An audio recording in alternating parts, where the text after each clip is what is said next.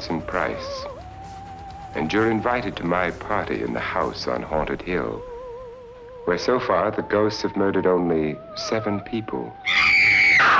So won't you come and make it 8? You'll see human heads without bodies. Mysterious pools of blood dripping from the ceiling. The walls move slowly in against you. Don't try to escape, you can't.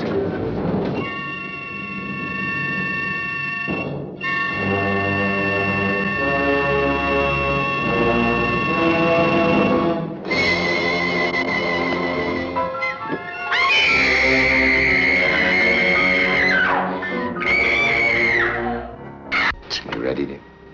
No. Are you ready, dear? Yes, damn you.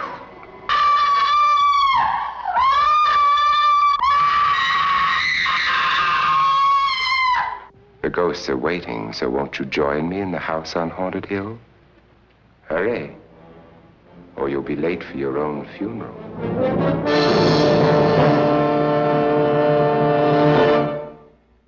It's twice the castles at twice the price, so hang on to your seat and watch out for any flying skeletons. Make sure your life insurance is paid up.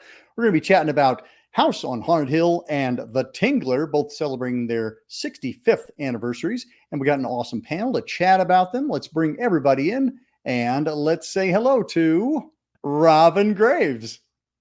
Howdy, hey everybody! I'm Robin Graves. I'm the oft-derided meat sack behind Lucy Ball, your favorite guy from the wrong side of Sesame Street. Anna Maurya. I'm Anna Maurya, film fan from Ohio, and yeah, I'm sorry about that too. Larry Sternshein. Hi, I have a podcast called Real Early. Grant Kuchan. Hi, everybody. And all the way from down the street in Chicago, Dan Kiggins. Hello. And we're here to chat about House on Haunted Hill and The Tingler, both from 1959. Thank you all for coming on the show and welcome. We were chatting about William Castle's 2 smash hits from 1959, both loaded with gimmicks and fun. I'm curious to hear, as I love to do at the beginning of every episode, is hear everybody's kind of origin stories. But in this case, let's talk about maybe the first time, not only that you saw either or both of the films that we're discussing tonight, but your first exposure to William Castle. I think maybe my first experience, I think it was House on Haunted Hill. And at the time, I didn't know about the theatrical presentation of it. I had only been exposed to just the movie as it was on its own. And then found out later about all of the cool like gimmick. And I'm totally drawing a blank on what he called it, but having like a plastic skeleton swoop in over the Emergo. crowd. And I would love to experience something like that, like in person. I think that would be so incredible to see. I know it's the plastic skeleton on a wire. I get it, but I want that. I want it flying in my face and like kicking me with its skeleton feet as it, flies overhead. Yeah, some people pay a premium for that. Robin? Yeah, right. Well, I think between Anna and I might be one of the youngest people in here by about, I'm going to be generous and say 10 years. Careful. But I think my first exposure to William Castle was absolutely House on Haunted Hill.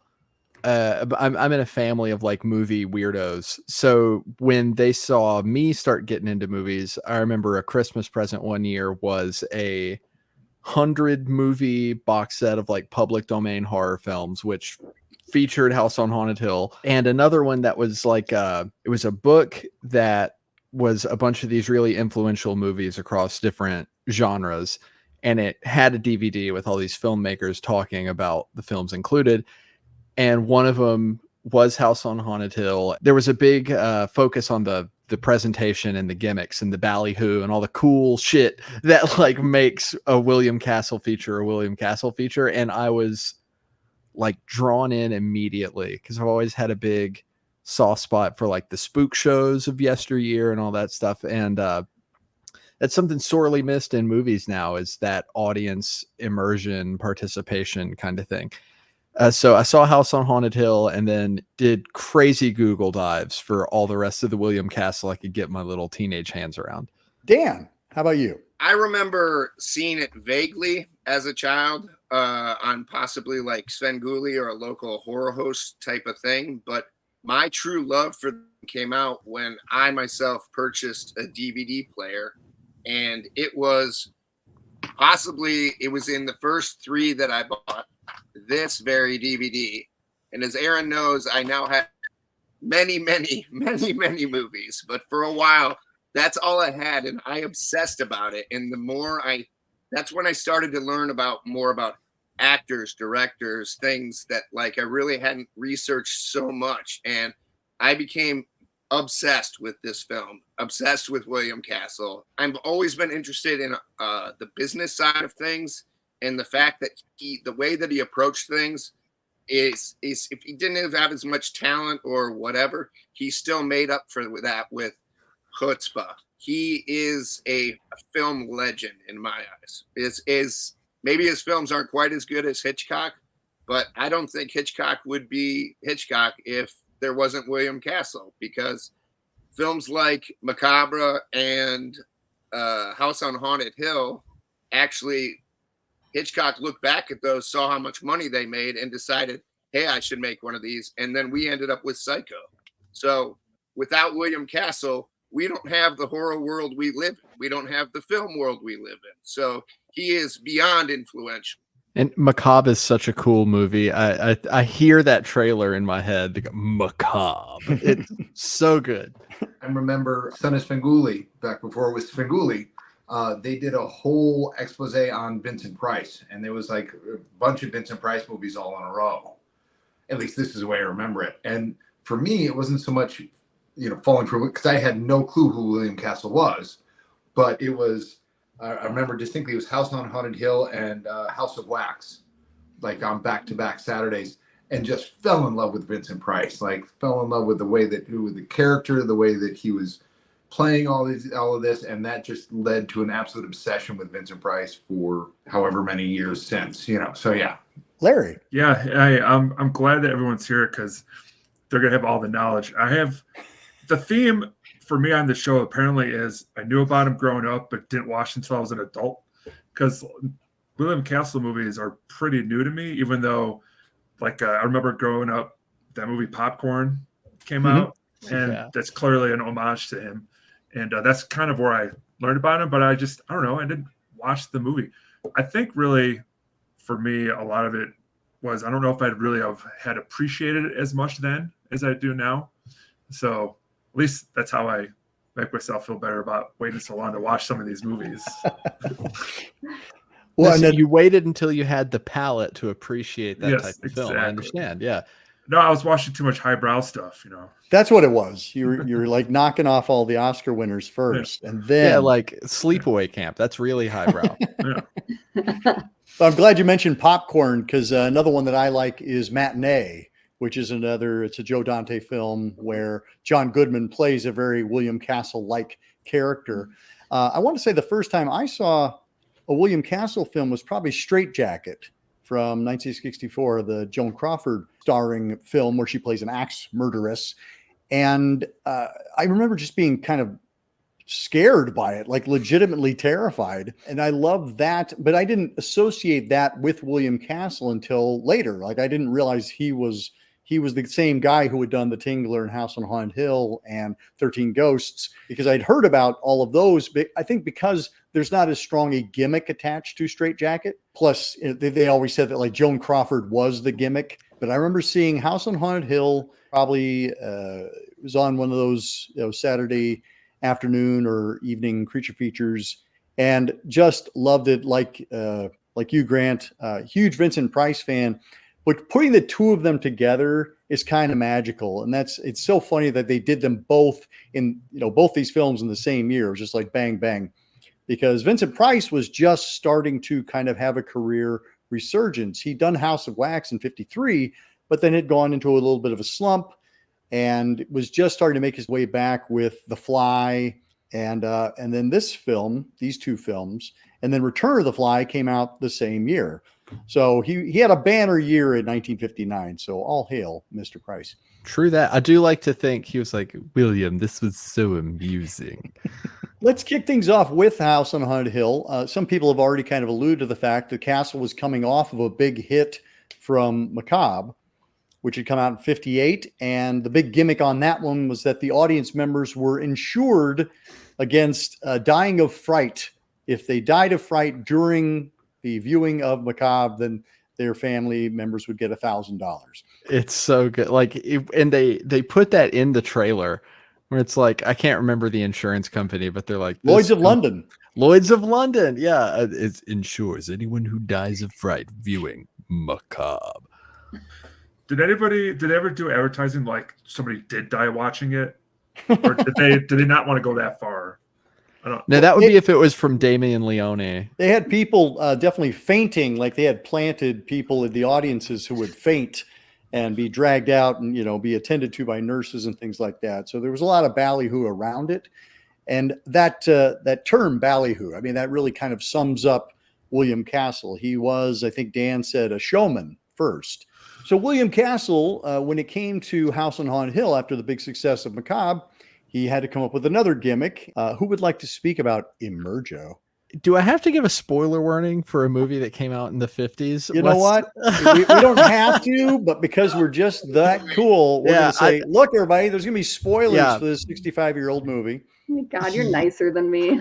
Yeah, if Lucy were talking, he would have just gone. But yeah, so the House on Haunted Hill culminates with a skeleton rising from a pit of acid in a wine cellar, like normal. And in the theaters, when they would do this, they had a big skeleton with blinky eyes that they would have on a string and swing around the theater, flying above the audience. And I remember reading that on a page and putting myself in a theater, seeing that happen. And it's the coolest thing I've ever heard, especially for, as we talk about the movie more, I'm sure we'll get into it, but a movie that's so full of like drama and intrigue and nonsense, to then like, holy shit, there's a skeleton swinging overhead. It's the coolest way you can climax like a drive-in type movie. It's so cool. It's the best thing I've ever heard of. And your description of it is actually a little more dramatic than I think Emergo actually ended up being, because it was actually just kind of an inflatable skeleton that would slowly be pulled from the stage or from the screen up toward the projection booth, and it moved quite slowly, slowly enough that people could be throwing, popcorn boxes at it and trying to knock it loose. Well, it's the creeping dread. It can't be fast. This isn't 28 Days Later, Aaron. It's got to be slow. That's scary. Well, it was. And what's funny, I realize now we're like, almost 10, 15 minutes into the show. We have yet to talk about the movie itself. But I think that was kind of the thing, is that Castle's films were as much about the gimmicks as they were about the films. And it's interesting now for kind of modern day audience that is only familiar with the films and did not experience them in the theater with all the ballyhoo. And what's impressive is that they all still hold up anyway. Grant, I'm going to kick it down to you. If you could tell us a little bit, because Vincent Price really kind of owns this one, and coming in, with The Fly, that was a decent performance, but I feel like he really comes into his own here. He is chewing the scenery and enjoying it. Oh, like nobody, but with both of the films, he's totally chewing the scenery. But I mean, that opening monologue where he's basically there setting out the plot of the movie about how everyone's coming, he's paying them to come, and if they spend the night in the house on Haunted Hill, which is allegedly haunted, then everyone will get, what's it, $10,000 or something. Yep. Which 10,000 smackers. Exactly. 10,000 whole dollars. But the monologue that he does, it's for his wife. And that just the way that he says, she's so amusing. I mean, it's just like, it's so dismissive, and there's so much vitriol, and like, it just drips like with like, exactly how he feels about his wife. And he describes everyone as they drive on up, and then they show up in this house. And it's the opening titles with the very dramatic music as they're randomly wandering, where I have no clue. It's sort of like 1 minute they're in it's not the parking lot, the driveway, and then they're in a balcony area overlooking this, and you could it looks somewhat Los Angeles-y, but they don't necessarily, I don't think they say it's actually California, but it looks, trying to be very Los Angeles-y. Anybody who can spend the night in the haunted house will go ahead and get $10,000. We end up meeting him and his wife and all of these fantastic cast of characters, and then all hell breaks loose. Where you talk about that line where he's like, my wife, she's so amusing. He plays the gayest husband I have ever seen. And I'm a man married to a man, and that's the gayest husband I've ever seen in my life. The way, and he says it twice in that monologue. I counted, where it's first he's like, my wife wanted to throw a haunted house party. She's so amusing. And then he talks about some more of the people, and he mentions his wife again. And then he again says, she's so amusing. With the twists and the turns that end up happening in the film, and if I'm getting ahead of myself, let me know. But with the twists and turns about who's there to kill whom, who's there for the money, all that type of stuff. And in this watching it really sort of struck me. He is 100% out to kill the wife. Oh, yeah. From moment one, it's one of those, as a kid, you sort of see it and it's like, hey, it's Vincent Price, and you're rooting for him the whole time, even though, you know what I mean? Even though he's not the nicest of people, but you're rooting for him the whole time. And when he kills the wife, as opposed to the wife and the lover killing him, hooray, wonderful. But then it's like that moment, wait a minute, he had that skeleton with the one little thing. That's not something you just throw together at the last minute. That he had that plan. You didn't think about that, yeah. The vat of acid, all of it. I mean, just the mastermind behind it's fantastic. Yeah. I always get a kick out of him walking up with the champagne bottle, and he's like, "It's a great headline: Playboy kills wife with a champagne cork." But let's talk about our cast of characters who have assembled on Haunted Hill. Anna, you want to kick things off with any of your favorites? Yeah, I mean, I love the relationship between him and Carol Omart as his wife. They're so equally matched. It's like, this should be such a successful marriage of just them constantly trying to kill each other and failing. It works for Gomez and Morticia. Why not you guys? Yeah, why not them? I love that exchange of dialogue when he's like, remember how much fun we had when you tried to poison me? It's they're so delightful. Oh yes, jolly good time, arsenic on the rocks, So she's great. And I think casting her was perfect because she's right at Vincent Price's level, which is kind of hard to do. Yeah, no small feat there. Yeah, so that's big shoes to fill right off the bat. I also love that we've got, and I'm totally blanking on her first name, but it's Robert Mitchum's sister. Oh yeah, Julie Mitchum. Her big role, right? This is the role that she's known for. I love her as the, kind of catty newspaper reporter and looking for the big scoop and, getting more than she bargained for sure with this one. And then my all-time favorite, that guy, Elisha Cook Jr. Yep. He's the greatest in everything that he shows up in, and he's always dialed at 11, right? So we can talk about scenery chewing as much with Vincent Price, but this guy is cutting it up too, and he's so 100% into this role as this alcoholic, tortured soul who has to go back to this hell house that he has a personal connection to, right? It's his property. It was his brother and sister-in-law were murdered there, and what a mess. I love him so much in this, but the rest of the cast is great. They're a little bit of more stock characters, anybody could have sort of played them, our chiseled jawed pilot and adorable little woman whose job is to just scream, for she's got a great scream too. Yeah.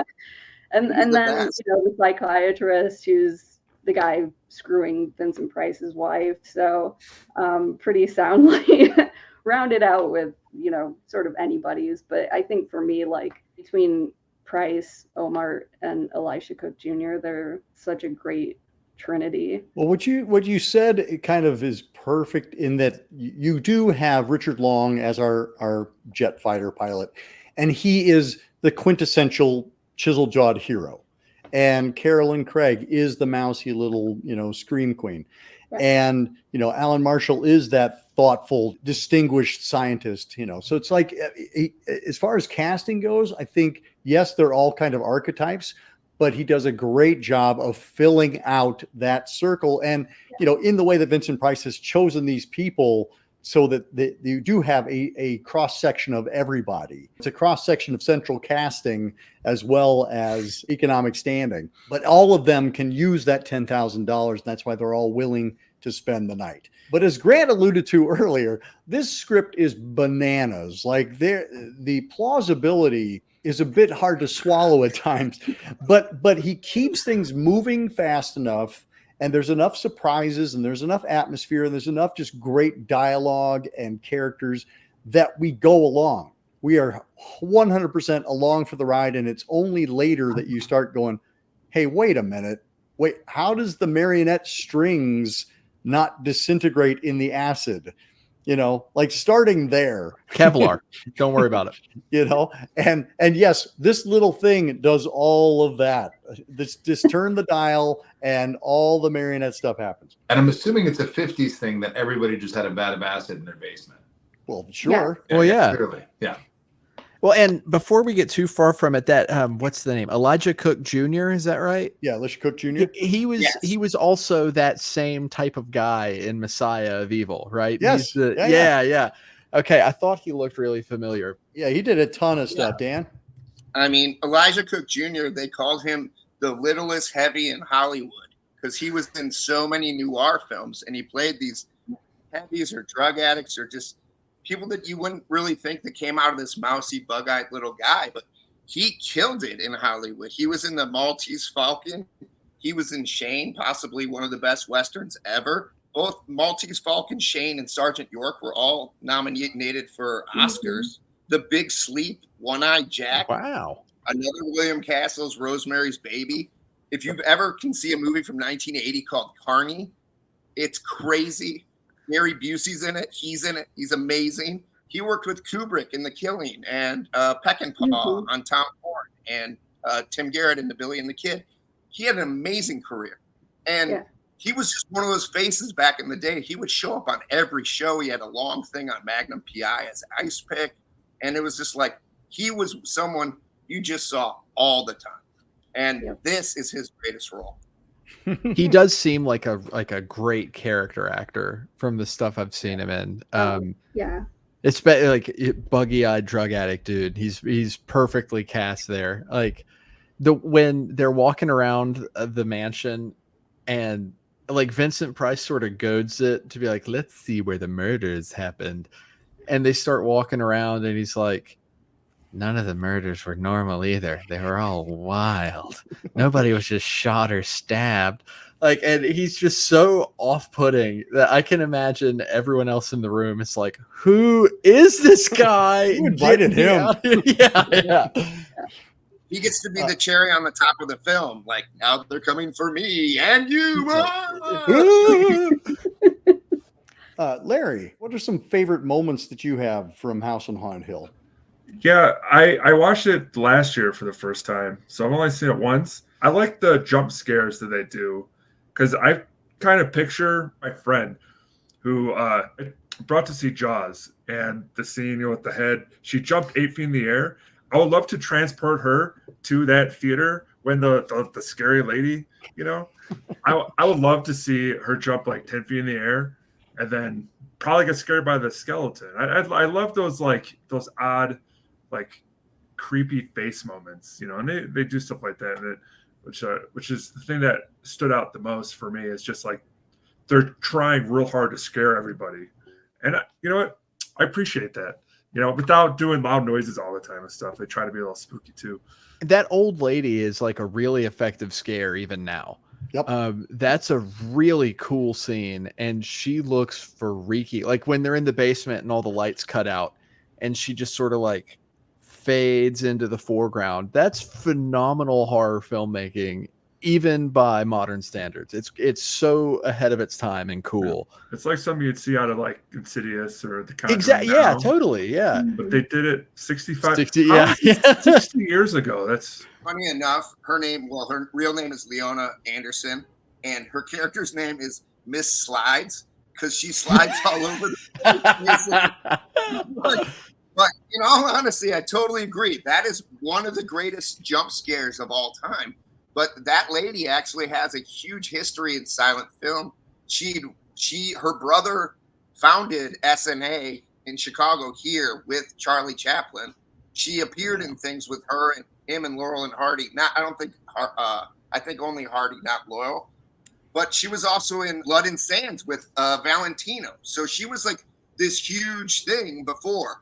But when she quit Hollywood or the silent era ended, she would go around and sing terribly. And that was her gimmick. And like, there's even recordings of her. There's a thing called Music to Suffer By is a record she released. And you can hear the whole thing on YouTube. It's amazing. And I'm sampling it. I'm stealing that wholesale. Are Rats in My Room and Limburger Lover. They're awesome. Look them up. And then think about the old lady doing this the whole time as she's singing Limburger Lover to you. You know what I mean? I compare that shot and the scene of the old dead woman in Black Sabbath as to the Mario Bava film. Like those two images, like if you just had those two, that's nightmare fuel for a couple decades right there. Because both of them are really effective scares. And like you said, Larry, it's not about like a big loud sting of music or something rushing at the camera. It's just the director has put something really freaky in front of you and lingered on it and had the guts to just sit there and put that there for a while so you can really burn it into your brain. And then the way she just floats out of the room. And I'm like, again, going back to the logic, I'm like going, how is that? It's like somebody over there, like, you know, pulling her in on a dolly. Like, how is that working? And isn't the story explanation that she's just some blind woman? She's blind and she floats around on this dolly. Yeah. She's got Heelys before they invented Heelys. Well, if she's on the dolly, she doesn't run into anything. She's blind. I mean, you don't want her. There you go. It's an accessibility move. Yeah. Each one of her times they show her is totally off-putting. They show her just kind of come in that first time. Then they do the full this. But honestly, when they reveal her as a real person, she's just standing there all dead-eyed with her husband. I think it's just almost as terrifying right then. You know? Well, and almost also worse like, because she's just a person. Yeah. Let's talk a few more things that jumped out at you about the film. Some favorite moments. One of mine is the rope that magically climbs in through the window.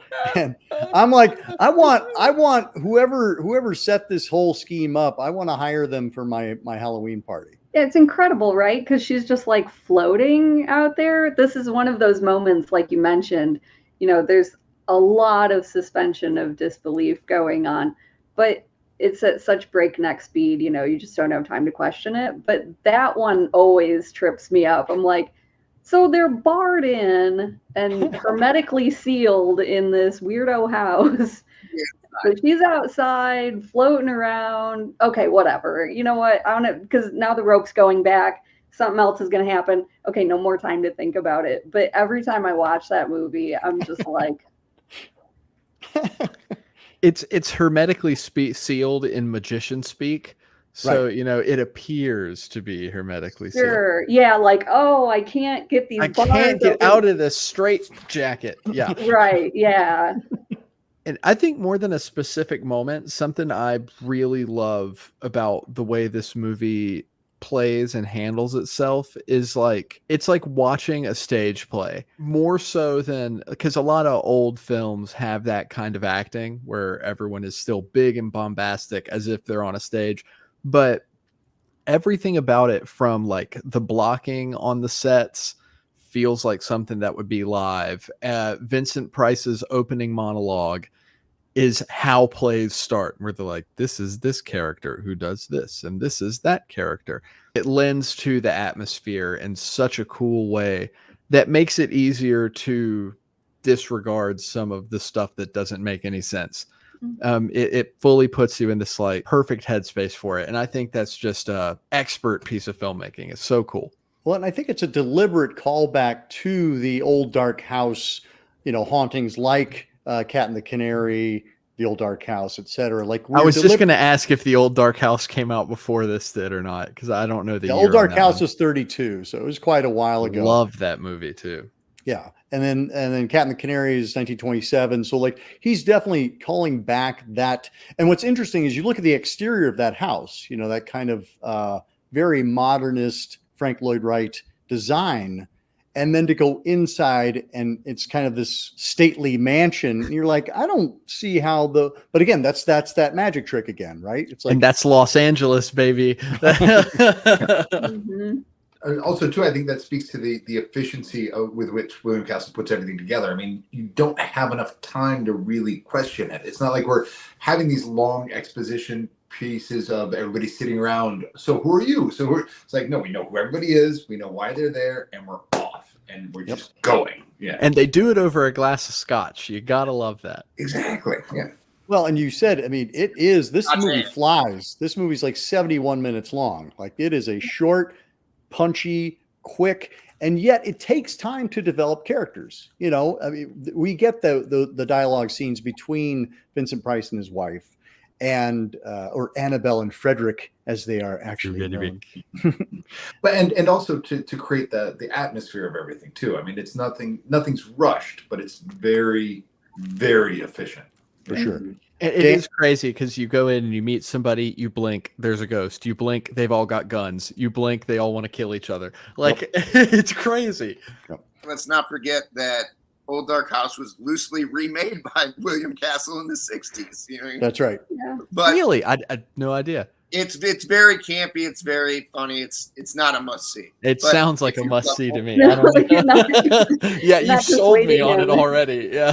Well, and the other extra spice is that it was a production with Hammer Studios. Oh my God. So you got Hammer, you got William Castle, and you got a remake of The Old Dark House. It is a comedy, and I mean, I think it's much more comedic. I think it's genuinely funny because Castle had a great sense of humor. You know, he's somebody who really did know how to play up the jokes, and I think that's why his films play as well as they do, is that he understood the build and the release that works with comedy, works with horror, etc. Supposedly, William Castle just bumped into Vincent Price at a coffee house, and Vincent Price had just lost a role that day. And so William Castle pitched him the House on Haunted Hill, and he ended up agreeing to do that, and then the Tingler itself. But strangely enough, Vincent Price's pay on this one was $10,000, just like everyone else. And he got 10% of the box office gross after expenses. And even if you doubled the expenses of what they said it cost and gave them half the box office, and then time adjusted, it would have been $85,000, and that's almost $1 million now. So he was well paid for this one. You know? Yeah, Vincent Price made out very well on this one.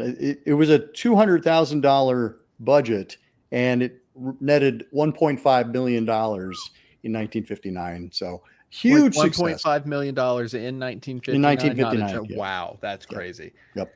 But, you know, and it wouldn't be the same movie without him. He really does a lot of, like, everybody's great, but he does a ton of heavy lifting. Any other thoughts on House on Haunted Hill before we talk about his second feature with Castle, which came out the same year? The gun was called the 1903 Colt Pocket Hammer, and I think that is the coolest name of any gun of all time. Well, and everybody gets one in a little coffin. I mean, he knows how to throw a party. Yeah, that's a goodie bag right there. But if you haven't seen House on Haunted Hill, what the hell are you doing? Go watch it. It's on every public domain box set ever made. And it's so like a lot of the, like, as a person who hosts public domain horror films, like some of them you can kind of talk over, you know, some of them you're not missing a whole lot, but House on Haunted Hill is one of those gems that's like, all camp and all jokes aside, it's a fantastic movie, and it's such an important backbone in what horror films became. And I'll throw out a quick shout, because Shout Factory put out Vincent Price Collection Volume 2 that has a beautifully restored version of the film. So it's not the public domain crappy release you see. It's really beautiful, and the black and white is really sharp, and there's great commentary. There's a lot of, fun little featurettes on there as well. So well worth the investment. Plus you get 6 other Vincent Price movies. So what are you waiting for? Let's dive ahead into The Tingler, which is an even loopier movie. I think you mean an awesome movie. And that is what I mean, because loopy equals awesome in my book. How did you come to The Tingler for the first time, Robin? It was another one. Like, it was when I was going in my like William Castle. I just learned about this guy and I now have to know everything about him. There was another book I had that was like an encyclopedia of movie monsters from the dawn of film to 1998 or whenever the book was published. And there was an entry for The Tingler in there, and it talked about the little joy buzzers in the seats. And I just like, that's such a novel idea, which I tried to watch this with a little thing under my couch. Very distracting. I don't recommend it. But if you take LSD, on the other hand, it works really well. It helps. Which, before we get too far into it's the first major motion picture to depict LSD use. Yep. And it is incredibly funny to watch Vincent Price act like he knows what LSD does to a person's body. It is very, very, very funny. Like, the room, the walls, everything is tilting. I am not tilting, but the room appears to be tilting. And then he's getting up and he didn't play Hendrix once, and he didn't talk about the universal connectedness of everything. So I don't think he really knew what he was talking about, but it's very funny. It plays well. Anna, how about you? I'm kind of late to this movie. I think it was maybe only about like 10 or 15 years ago that I first saw it, but I had read about it ages ago. I think in Stephen King's book, Danse Macabre, he's talking about these gimmicky movies that he saw as a kid and everything. That was my first kind of brief exposure to it. And then it wasn't until years later, and it was probably, scrolling through streaming or something like that. Like, oh yeah, I remember reading about that and thinking, like, as completely absurd as the film is, it's played so straight that you're like, I kind of believe that maybe there are like these tinglers that like grow out of your spine, and the only way to stop it from crushing your spine and killing you is to let out a hearty scream. Like, there's no wink to the camera. There's no like, okay, we know it's like a rubber, like it looks like one of those giant creepy crawlers, like like the Easy Bake Oven things that we all had as kids, right? It looks like a huge gummy worm, but it's like, I believe it. I believe every second of this wholeheartedly. And I think that's such a great approach for this kind of film, because if not, people would be like, this is stupid. Like, I don't think it would get the attention that it does, from folks like us. Let's be real. The general public has no idea about this movie. They should. The way that movie plays out is just note perfect for what it's trying to do. If I can just throw in something here, and then Larry, I'll bounce down to you, because the general public 100% knew who William Castle was in 1959. Yeah. He was huge. And the funny thing is, like, he was beloved, but not necessarily respected. And I think of him kind of like a Pat Sajak. It's like, we all love Pat Sajak, but we don't actually respect Pat Sajak. Or like Adam West or somebody like somebody that, who we just love them, but we don't think they're actually good. Now, I would argue that William Castle is actually a very good director, producer, but he never got the respect from Hollywood, even though his films made money. Yeah. I think Michael Bay maybe is another more apt comparison, in that Michael Bay is somebody who makes zillions and zillions of dollars, but everybody kind of like goes, Michael Bay sucks. Rob Zombie. I don't know. My bias started talking. I'm sorry. Anyway, Larry's, go ahead and tell us your origin story with The Tingler. There's a Letterboxd horror movie challenge for October, and you watch a bunch of movies based off these categories. And I decided this particular year I was going to watch them in chronological order.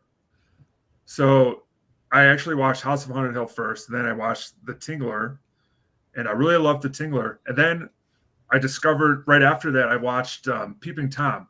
Now, when I watched Peeping Tom, it was over. I had this amazing thought of like, this is a great double feature because they have very similar themes, especially about like what scares people and whatnot, and the science of why people get afraid. And I was so excited. I went on a show and talked about this double feature. And I think about the Tingler and Peeping Tom all the time. I love the Tingler. It's just it just really, really enjoyed it because it felt like a hangout movie. More than like a horror movie. Like there's not very many horror hangout films. And this one is just, they're talking, have a good time. He just happens to meet some gentleman out about, and he befriends him and stuff. And I don't know. I just love that. I just feel like I'm part of everyone's friendship in this movie. It's, so I just think it's a fun, like, I just want to hang out with these characters all the time. That's what I love about it. Yeah, you're hanging out, you're shooting the shit. Your wife puts a metric fuckload of acid in your whiskey. Yeah. It's amazing. People come wandering into your autopsy room. Thank you. I'm so glad. Like that guy just shows up and it's just like, hey, you mind if I watch? And sure. Yeah, just step aside. Check it out, man. It's on the job training. You could just knock on the door and ask for jobs back then. That should tell you though right up front, and I didn't really notice it until I was watching it this week. That's such a huge red flag. Of course, this guy is like the bad guy. Yep. He's just like he's a sociopath. Yeah, clearly. Yeah, I did like my wife is very sick. You think I got time for a beer? Yeah. Grant, how about you? Where did you come encounter with the Tingler for the first time? I came in contact in college with a movie theater that was renowned for just weird and wonderful midnight movies. And we may or may not have shown up in the VW microbus and may or may not have had some extra things with us that we sort of did along with the movie and had a fantastic time. Damn. The history of the movie precedes itself. My mom, who was like a fan of kind of horror stuff or whatever, went and saw this as a kid and it stuck with her forever. So she told me about the movie where the seats buzzed and all that other stuff. And then later in life, I heard John Waters talk about it and like it was the second coming of Christ. And I was like, I have to see this film. You know what I mean? And then I tie it all back together later and to know what it is. But it's that side of things that just have always amused me. I mean, I've always loved gimmicks, even down to 3D. But he would take a gimmick and just run with it. I mean, everything he did. And Percepto is one of the most famous. I mean, there's different things where they think that it used to shock people. It never did that. Or it would brush their legs or doing whatever. They didn't have that. Now, a crazy thing about it is this gimmick more than doubled the cost of the film. It was $400,000, and this put it over $1 million to buy the things and have them installed and then do all the actors and all this other stuff. Because literally they hired people to faint. They had gurneys to carry people out. And then they bought all these World War II surplus airplane de-icing engines. Yep. And those were the things that were shaking everyone's ass. And like, to tell you the truth, I want a World War II surplus de-icing. I want to know what it feels like. William Castle's got them all. So yeah, I would just stick Hitachi wands under the seats. I think that might retain more viewers, honestly. Dan, were you at the screening of the Tingler over at the patio? I have been to a live screening of the Tingler and House on Haunted Hill. I didn't say that. Yep. No, I know. Props to John Potter. But the Music Box also did a top-notch Tingler. There was no Percepto, granted. But they did this changing lights. They had nurses. They had the whole break. And everyone screamed when they were supposed to scream. And it was in the top 10 of my favorite theatrical events I've ever seen live. Yep. Yeah. And I love that. Like I guess this guy forced Aaron into incantation recently for another show. And I love when a movie invites and expects you to participate with it. Like there's a whole chant sequence and incantation, and that scene in the Tingler where Vincent Price kills the lights and he's like, do not panic, but scream, scream. And that is, if I were in a theater, I would be screaming bloody murder. That is so cool. Yep.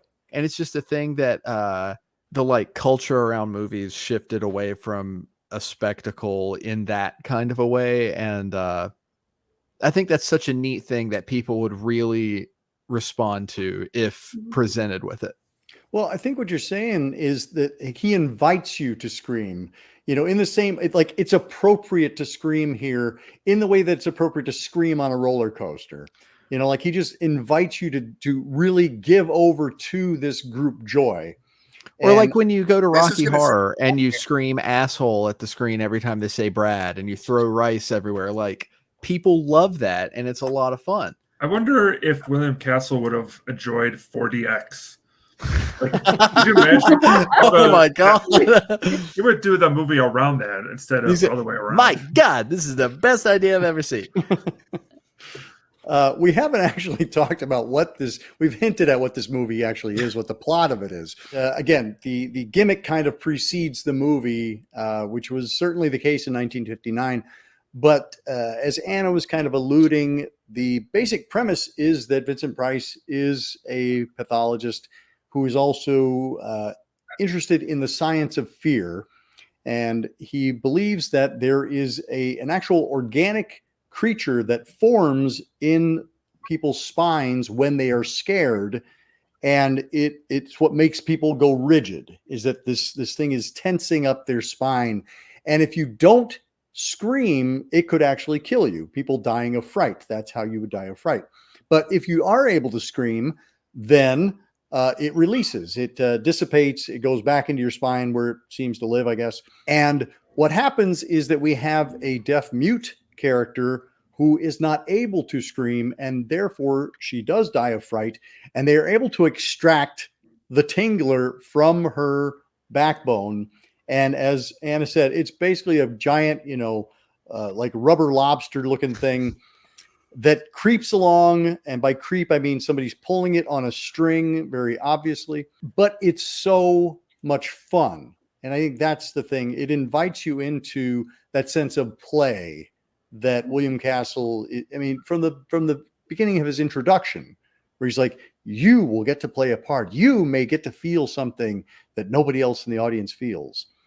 Which is so cool that like he does that intro. I remember that having me like, man, I wish whenever they figure out time travel and you can time travel to time periods as a vacation, I'm going to a theater show of the Tingler back in the day to watch everybody have a heart attack. But when he extracts that Tingler out of that lady, that shot where he's got the surgical behind the screen, and the shadow, that is so cool. That's like, again, it's awesome horror filmmaking.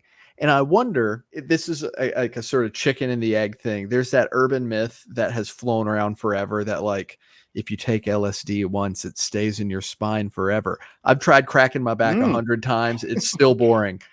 But I wonder if that urban myth was sort of born from some of this with the Tingler, or if when they were writing the Tingler, they were thinking about that. That was just something that crossed into my mind. Like as soon as they introduced spine tingling LSD, I was like, which did what here? Well, and Grant, I do want to pass the ball to you because I got a text while I was watching the Tingler, and Grant going, I totally forgot about the LSD. Well, of course. It's one of those things you totally forget about it until the way he chews the scenery through all of that, and they just let him go.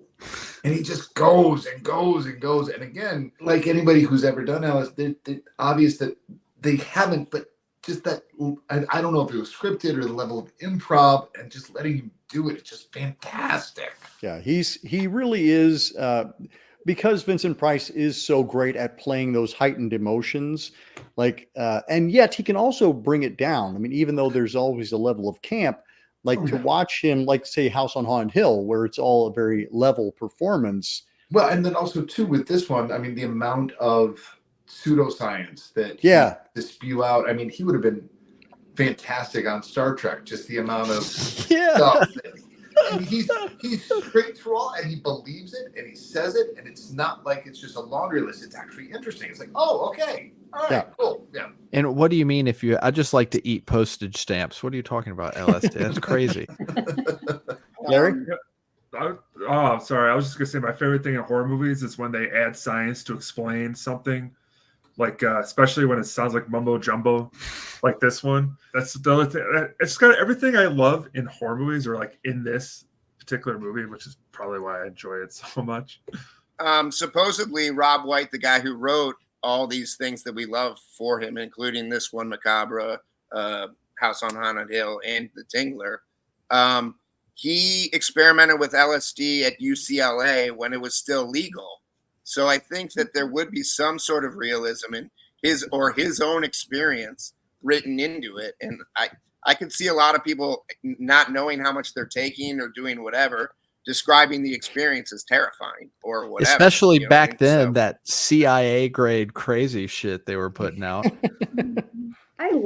I have to say, as much as I made fun of the creature design in this as being basically a giant gummy worm, I think it's a really well done creature design, honestly, because it does have that resemblance to a spinal column, and it does kind of fit in, and like the feelers or whatever, kind pinchers, of, yeah, sort of like mimicking nerve, endings and things like that. So I don't want to be too dismissive of it, because I do think it's actually a very good creature design for this. It's just when it actually starts moving out of the box, It happens I'm to like, look funny when it moves like, around. ooh, the limitations are coming out here, but it's so cool because it does just look kind of like a, and it almost, to me, is kind of, this is sort of akin to like Fiend Without a Face,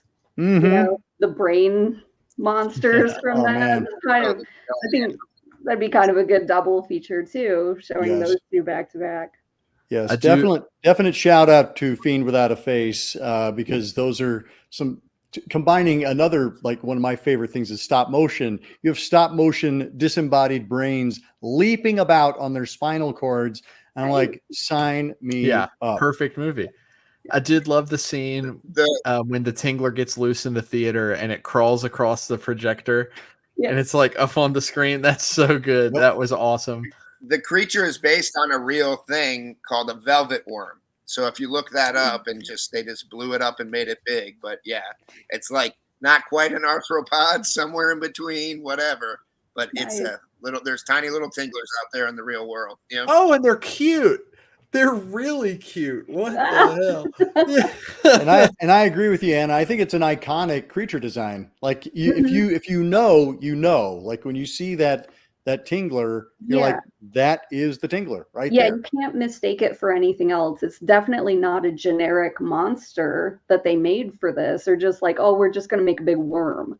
Like there was some care put into the design of it. So I do really appreciate that, for as much fun as I make of it. And that poster with Vincent Price and the shadow of the Tingler. Oh, it's so awesome. Good, right? So cool. Cool thing about the creature design, real quick, is that it makes sense too, because it's shaped like the spine. So if they tried to make it anything but a worm with a bunch of arms, it wouldn't even make sense. So good for them. Talking about going the extra mile, there is that completely superfluous scene where you see the red water coming out of the tap in a black and white movie. You have a tub full of red water that has no business being in this movie. Like, it doesn't do anything to further the plot except for be awesome. Doc LSD. I love how they did that scene too, right? They just painted everything like gray scale, black and I mean, it was shot, that whole scene was shot in color. They didn't do any like special effect to make it look red. That was red. Everything else was black and white painted. That's incredible. I had no idea. I was sitting there chewing on like, how in the hell did they pull that off? When you watch it and you know that it's like, that's really, for what they were doing, it was really incredible what they were doing there. I love it when a movie centers, a horror movie centers like the bathroom, right, in a scary scene. Yeah. And Dan talked about, you brought up Psycho earlier, which is probably the more famous of them, but you can trace it back to Les Diaboliques, right? Mm-hmm. Like that is like the bathroom scare, the guy coming out of the bathtub like that, like you were supposed to be dead. So to me, there's such a through line from that to this film, and then to Psycho, which is, you know, Hitchcock doing Castle. It's great. It's so cool to see that kind of stuff, and that is like such a vulnerable place. Well, and right? there's a literal through line, because Castle had seen Les Diaboliques, like a line around the theater in 1955, and that was Yeah. what inspired him. He's like, you know what, people love being scared, and so that's when he shifted his attention to doing the horror films. So he's absolutely doing Diabolique here. Yeah, this is like Yep. the Castle version of it, and it's so him, right? Like, okay, we're gonna do a bathroom scare in black and white, Right. with blood. Watch this. Red Let's make a blood. spectacle out of it. Like Yeah. this is his ramped up version of it. It's so great to see. And I think it's funny that, you know, we do talk about Percepto, the buzzing seats. We talk about the Tingler, but we forget about the blood, you know, water. And I think it's amazing that something that's so cool as that gets forgotten because everything else is that much cooler. You stick a vibrator in a seat, people are going to remember. Well, Hitchcock was doing Castle, and then Castle looks at Psycho and sees how well that does, and he does Homicidal. So then we got Castle doing Hitchcock on top of that. Recursive horror movies. Yeah. I love it. Well, and I think you said it, Dan, the idea, I think those two were definitely pushing each other. He saw that Hitchcock had become a star by hosting the Alfred Hitchcock Presents. That's why Castle put himself into the movies, so that he would be face front, so that you would know this is a William Castle production. I'm William Castle. I stand behind my product. But he wanted to be the star, you know, in the same way that Hitchcock had become a star. There's something else that I find kind of interesting happening in the movie. It's kind of like a subtext or something, that the main character, one of the main characters, owns a movie theater. And there's a whole part about talking about how people just don't want to go see the older movies anymore, and it's a struggling theater. In that time period, repertory theaters were in trouble, and it feels like a lot of times today, a lot of theaters are going under and stuff. And it's just reminded me how important theaters showing older films are, and it was really strange how timely that was when I saw it, and I still think about that. Yeah, the nostalgia factor is strong in this movie, and now the nostalgia factor is strong for this movie. So yeah, there's some nice circular, I don't know, whatever that is, whatever noun should be plugged in there, but it's circular, whatever. And it's kind of crazy that, like, I guess depending on where you are, but like almost repertoire or art house or specialty theaters, at least around where I'm at, tend to do better than your like AMCs that are just showing like the Marvel that's coming out or whatever. Like there's a place in LA called it's like Wham Video or something. It's like this little VHS store that's like basically in a garage, but they've got a little screen in the back, and they just play cult movies all the time, and they're always packed out, and it's just so neat. And that kind of thing is like experiencing a big time resurgence. Yeah, I think people are looking for something, as you said, Robin, like they're looking for something communal, they're looking for something immersive, looking for something they can't get at home on Netflix. Or even in like your AMC type theaters, you know, because I mean, the last time I went to the, you know, whatever the theater chain that's around here, the big corporate theater chain, there's so few people in the seats anymore, even for like the big movies. Yeah. But when I go up to the Redford Theater, say in Detroit, which is an old movie theater, they're slowly restoring it, and they're showing a bunch of, movies that you saw and loved in your childhood, right?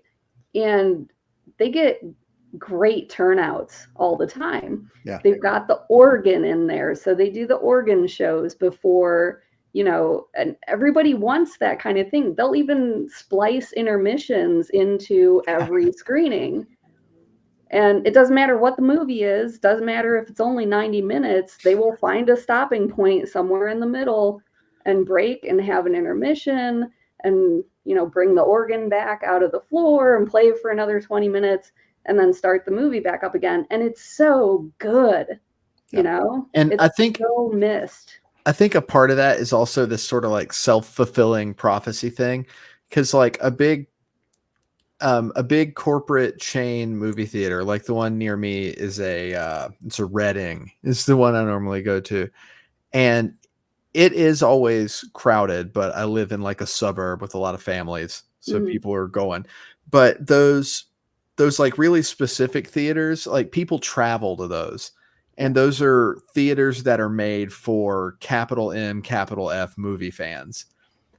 So those are, I feel like, always going to pack out, because especially in a city with a population density like Detroit, people are art types and people are really into movies. So like, while they may not care to go and see Avengers 85 or whatever, like they're gonna go watch Rosemary's Baby on 35 millimeter. Right. Well, two things, because in 1959, of course, Hollywood was competing with television. It was important to make the theater experience an event. And that's absolutely what Castle was tapping into. He's like, you ain't going to get this at home. You're not going to have hearses pulling up in front of the theater in your driveway, but if you come here to the theater, you're going to get something you won't get anywhere else. Yeah, but they've been, at the same time too, and this might be too far off topic, but I mean, they've been discussing about, movie theaters, the death of movie theaters for decades upon decades upon decades, whether it was television or VCRs or streaming, DVDs, it doesn't matter. But it's a medium and it's this collective experience that we keep coming back to and enjoying over and over and over again. Being able to sit with a bunch of strangers and experience it all together or experience it again together is something that's very special and beautiful. I agree that that discussion has been going on, and it has, I think it's becoming more and more of a specialty item, like going to see a movie in the theater with people, I think is becoming a rarer experience than it would have been in, in the 50s and 60s, 70s, but also kind of going back around for people who've never seen this movie on the big screen. That's the opportunity, is that, you've never seen, whatever, The Breakfast Club or Ferris Bueller or The Exorcist, these movies that came out decades ago. This is an opportunity to see them on the big screen and kind of have that nostalgia experience, in reverse. Nostalgia for something you didn't experience. Yeah, you didn't actually experience. Yeah. Exactly. I always wondered what this was. Well, kind of like you, Rob, when you're talking about going back in time, like that's so that you can have this thing that you are imagining is going to be awesome. Yeah, it's vintage shopping for experiences. Lovely. That's the name of my new book. Hey, I'll send you an invoice. Don't worry. Awesome. Let's bring this back around. Final thoughts on Vincent Price, William Castle, and our two features for this evening. Well, there are two things that I love. Both of them, I love them separately, and then together, it's just an amazing thing. This is just a flashback to when we were talking about Roger Corman and Vincent Price, and these are it's just another flavor, but still amazing to me, and I cannot get enough of it. Vincent Price is, I think, my single favorite actor of all time. And I mean, was he realistically or whatever? No, he just was able to ham it up the exact to my flavor. And these are, I mean, they are low budget and they are doing whatever, but they live on because of their originality, and like stuff like House on Haunted Hill has influenced us so much to the level of like almost every haunted house, like those spooky records where they play crazy music or whatever, and that they sold 1 million of them. They still sell them today. That came off of just the beginning of House on Haunted Hill. And you got to go back and think about it when those people saw it. It seems very campy to us or whatever, But could you imagine being in 1958, totally dark theater, and all of a sudden you hear rattling chains and screaming and all this other stuff? This wasn't cliche. This was making the cliche. I think any well-rounded horror fan should look back at these things and learn something from them. Thank you, Dan. Grant. It's a fantastic entry point for anyone who wants to start obsessing over probably both William Castle and Vincent Price. I mean, Vincent Price is an absolute national treasure, and he is still. I was at the record store the other day, and they have a brand new pressing of Vincent Price's Demonology and Witchcraft on vinyl, limited to 1,666 pressings, and each one is individually numbered. So I mean, go watch these and start a fantastic obsession. Larry. The thing that I've discovered between these two with Castle and the one we did with Roger Corman is how important it is for an actor and a director to have that relationship. And when you find like the perfect pairing, those are the movies that end up being the most memorable. I think for filmmakers, I think just watching that interaction, I think could be very important to a person's career. That something doesn't really get talked about as much. So if you're a budding filmmaker, I say these are great movies to watch and to study. Yeah. Yeah, I don't know what more I can add. There's such a love fest going on for Castle and Price, and I mean that's how it should be, right? Great entry points, especially great entry points into films, just any horror film made during that time period too. We all know there's a lot of dreck out there, and these are brilliant, right? They're made, you can tell that they were made with love, genuine love for scaring people and putting out the best product despite any possible, budget limitations or location limitations or anything like that. There's a lot of care put into these movies that you don't see in everything. Even in things that come out today, you don't necessarily see that level of care. And it really shows in both of these. They're just brilliant films. And I'm sorry, but Vincent Price, you got to do better about like the women that you picked, dude. Like some terrible ladies in these movies.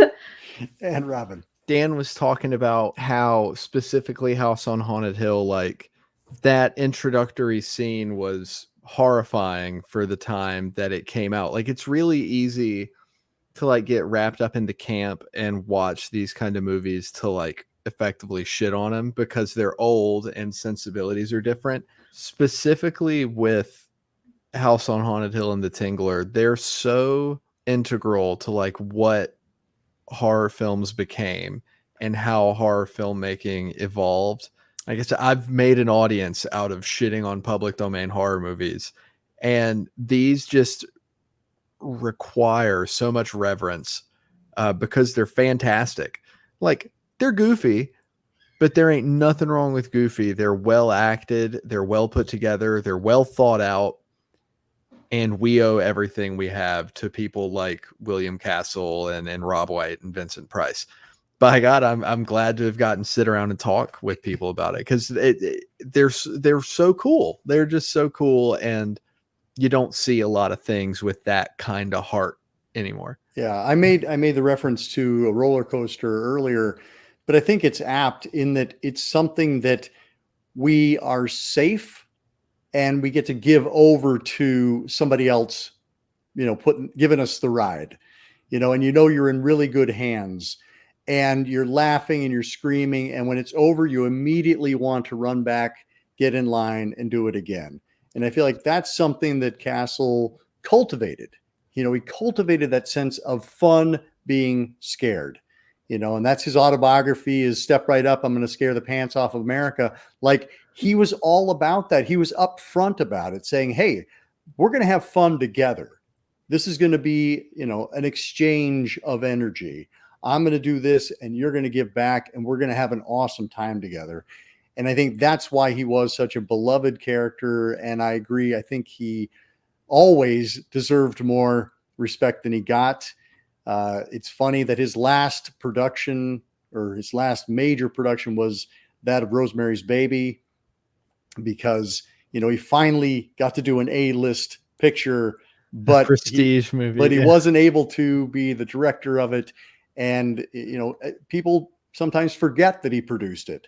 I had no idea until you guys said it. It's thought of as the Roman Polanski film, but really it's William Castle. He bought the property. Paramount wanted to do it, and that's how it happened. So again, I just feel like Castle is somebody that I hope everybody here digs deep, because it's not just these two movies. These are perhaps two of the best known, but he has quite a catalog to dig into, and all of them are great fun. He's the horror film P.T. Barnum. Like, what is there not to love about the guy? Well put. Well put. Until next time, keep searching, keep exploring, and keep sharing the scare.